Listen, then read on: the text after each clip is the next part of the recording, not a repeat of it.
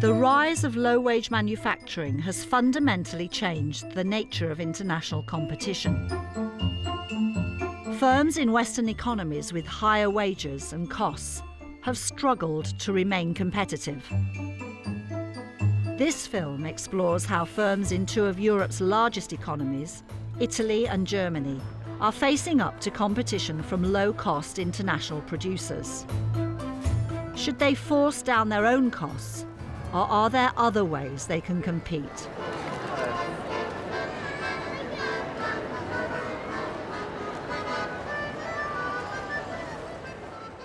Historically, the two countries have taken very different routes towards improving industrial competitiveness. The German success story in exporting manufactured goods is well documented, but less well known is Italy's track record. Italy is among the top exporters in the world. We are the second largest manufacturing country in Europe. After Germany, there is Italy, as the largest manufacturing sector in Europe. Before the introduction of the euro in 1999, the Italians relied on manipulating their currency. Up to the 90s, the Italian economy could gain competitiveness through the devaluation of the Italian lira, the currency. That gave competitiveness gain to the Italian industry. After Italy joined the euro, devaluation was no longer an option, and structural economic changes were vital to improve competitiveness and economic growth. The real problem is growth. We have a very bad performance in terms of GDP growth. Most of the problems are micro: labor market, firm size, education. If the justice sector is very inefficient, if the state sector is very inefficient, if transportation are not very efficient, the easiness or the difficulty to make business, enforcing contracts, getting credit, they are very difficult to solve in Italy compared to other advanced economies. Most of the problems, the urgent problems, are microeconomic today.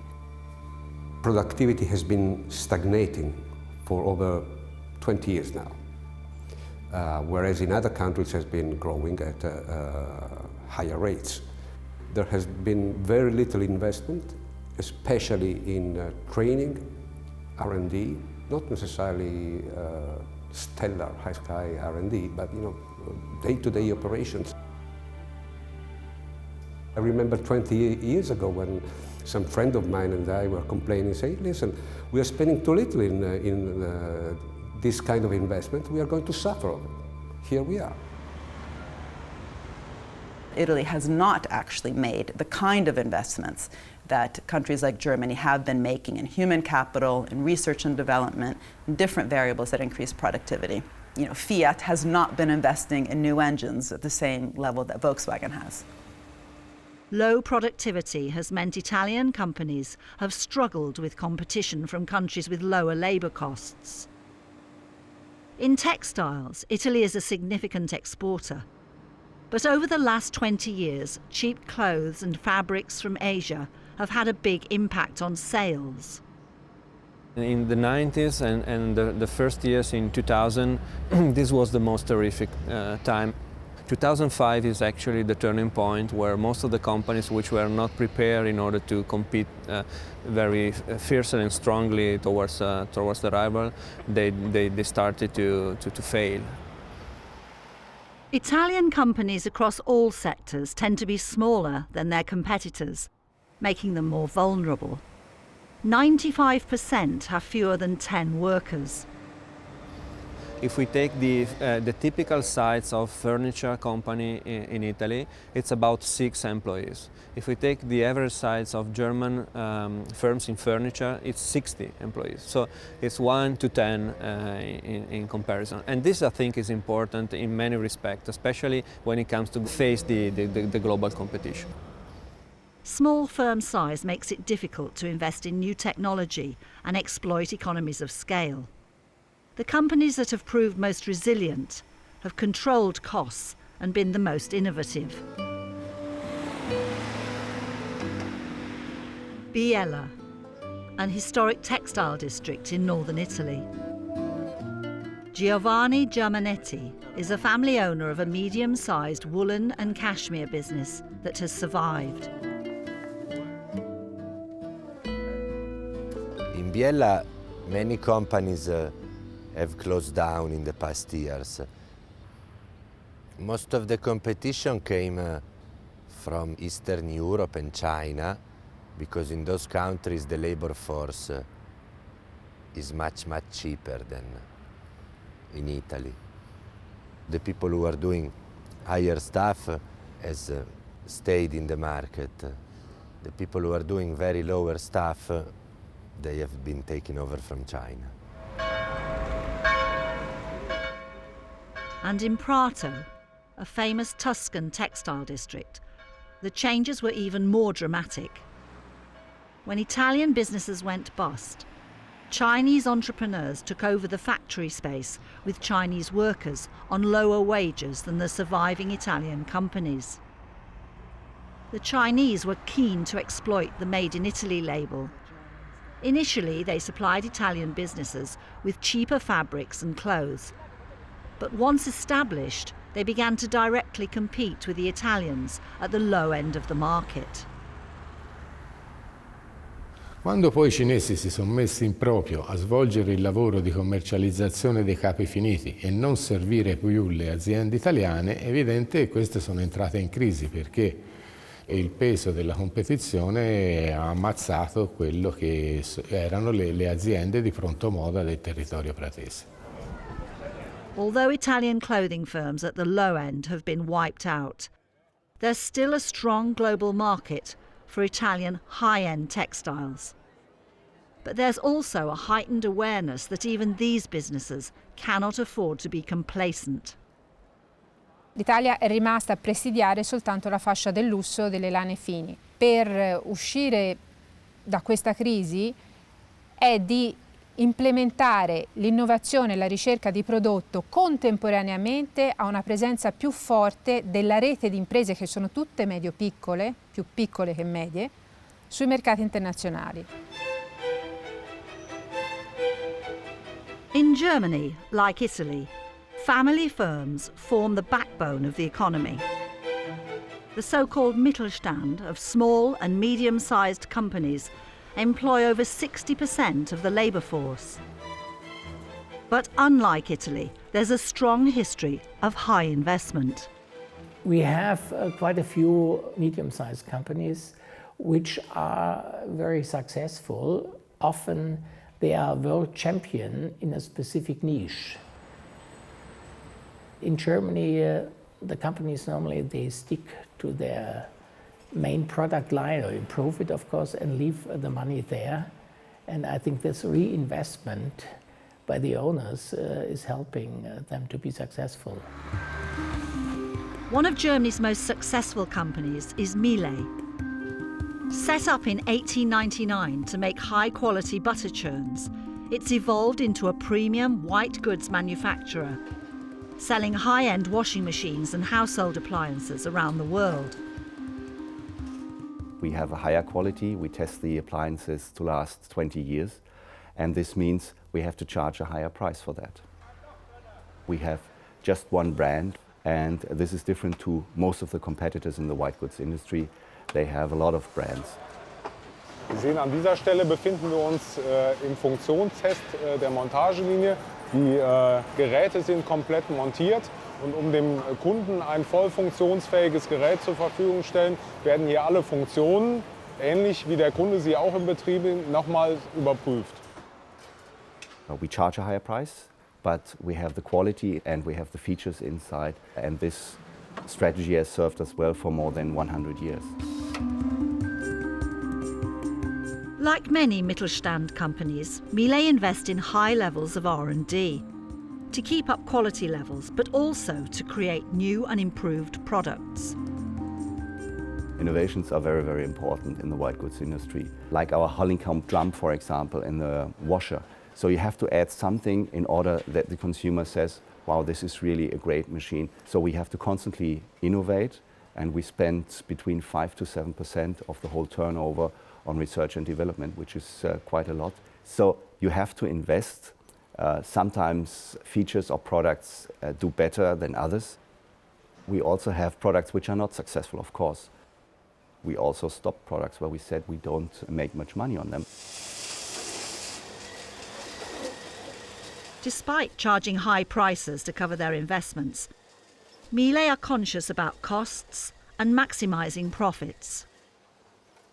We have to really look into every detail and see how can we optimize costs. Sometimes we have to automate, sometimes we have to find different solutions, but in the end you have to also look at profitability. So what's the most profitable point for your company in the market? Economies of scale are important, but sometimes they stop for the premium positioning, for example. And then you go into the mass market, which others can do much better than we do. So you have to observe what is the right point for your company concerning sales quantities and so on. The German economy is currently flourishing, but 10 years ago, in the early 2000s, growth was stagnant with high unemployment. This led the Schroeder government to introduce labour market reforms, including cuts to unemployment benefit. This put pressure on employees to take up jobs which are less well paid than they used to be. Also, the temporary work became a very important element, and this gave lots of flexibility to companies like, if you take companies like BMW or others, they employ almost 1/3 of their staff with the help of such agencies. Seitdem haben wir nahezu ein Jobwunder erlebt. Wir haben heute mit über 40 Millionen Erwerbstätigen so viel Erwerbstätige wie noch nie in Deutschland. Es war die Grundlage dessen, dass wir unsere Wettbewerbsfähigkeit ein Stück zurückgewonnen haben über Flexibilität, obwohl wir nach wie vor mit die höchsten Löhne auf der Welt haben. But just how important were the Schroeder reforms for improving German competitiveness? Alone, that would have never, in and of itself, allowed Germany to produce the kind of goods that the world wants to buy. I think it's really in combination with the investments that Germany was making in R&D, in human capital, and its varied institutional structure, that those Schroeder reforms had an effect. Instead, what we're hearing today is that if the weaker Eurozone countries want to grow and to be like Germany, then they should hold down wages, as if that was, the only source of its success. That is a very ideological interpretation of the German miracle. Back in Italy, many of the textile companies that have survived have adopted an approach with similarities to that of the German Mittelstand by targeting the high end of the market. Perché abbiamo capito 5-6 anni fa che è impossibile lottare, fare concorrenza alla Cina, all'est europeo, ad altri paesi. Noi abbiamo scelto un'altra via, quella di fare delle cose molto speciali, molto particolari, che si distinguessero dalla produzione di questi mercati. Questa è stata la nostra ricetta, infatti negli ultimi anni il nostro prezzo medio di vendita dei tessuti è aumentato di circa il 30%. Lenzi Egisto used to specialise in shoes, but after being undercut by the Chinese in the 1990s, they shifted to collaborating with American company DuPont on new textile innovations. DuPont was producing very nice fibers, very nice yarns, and they had a gap between the yarn and the end user. And we were the link between those 2 points.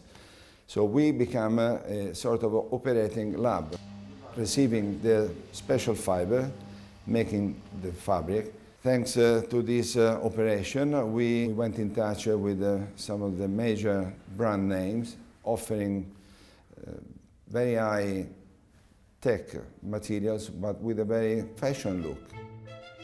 Over the last 10 years, Lenzi have developed a series of innovative textile-based products, including bulletproof clothing, protective footwear, and specialised fabrics for the health and fashion sectors.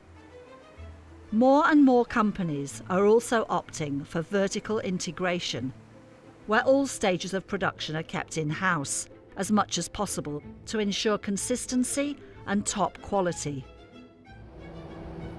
È una decisione che abbiamo preso in virtù di quello che ci chiedeva il mercato. Il mercato ci chiede sempre di più delle soluzioni complete e quindi abbiamo più possibilità di vendere o i tessuti o i capi o tutto insieme. Noi lavoriamo con clienti di alta fascia italiani, Prada, Gucci, Ferragamo. Sono tutti clienti che comprano da noi, però poi producono capi che esportano a tutto il mondo. With a very important process of selection of companies. The good firms have survived, and probably the bad or so-and-so firms have now disappeared. So from this point of view, this could even be a good sign for the future.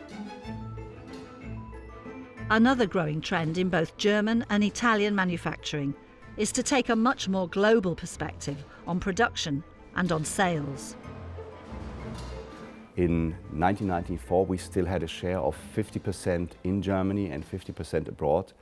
Now last year it was 30% Germany and 70% abroad, although we were growing in Germany.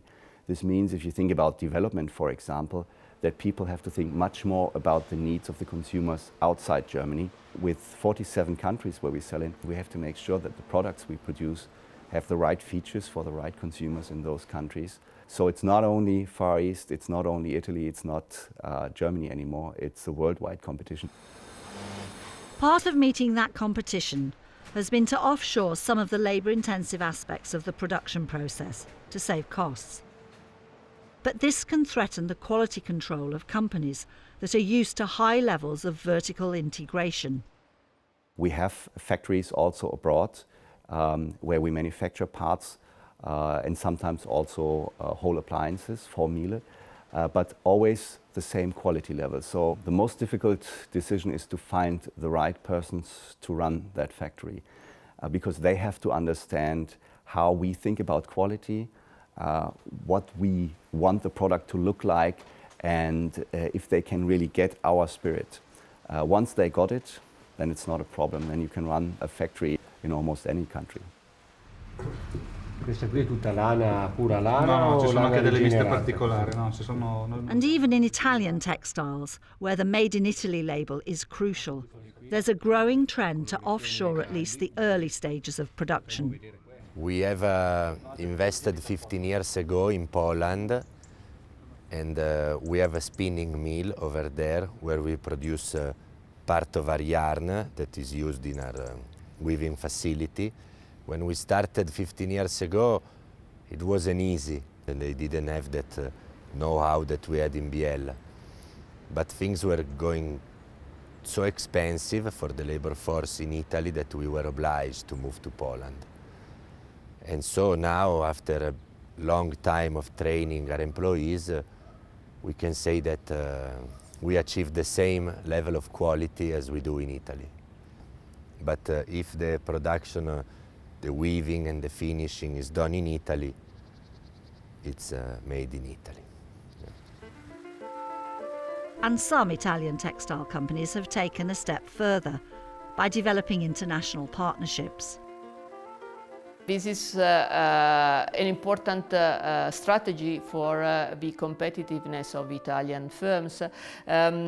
Probably it's less widespread than one can imagine, and this is due to the small size of Italian companies. But the successful companies which have been able to scale up and to outsource. And this is, of course, very important in terms of reducing cost.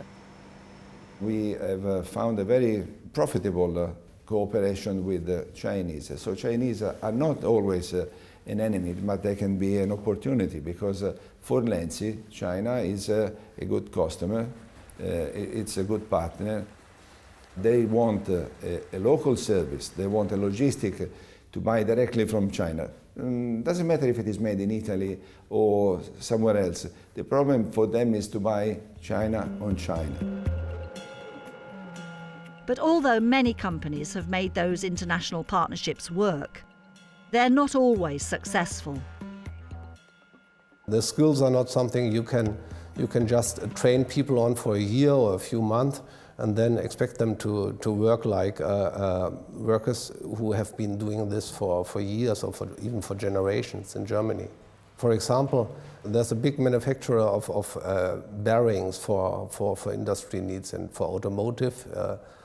And he pushed production a few years ago to Romania, and he sent German people to train the workers there on the job, and it just didn't work out. They lost millions of euros, and then finally they decided to get the production back here because it just didn't work the way it was supposed to.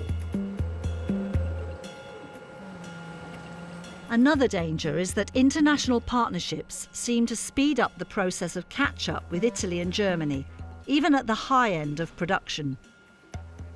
We did a study some years ago to what extent China could be a competitor for German high-tech industry.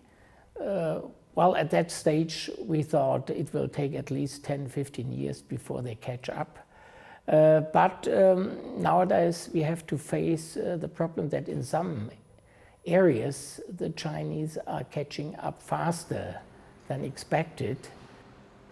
This makes it necessary that we push ahead in the field of innovation in order not to lose the technological leadership.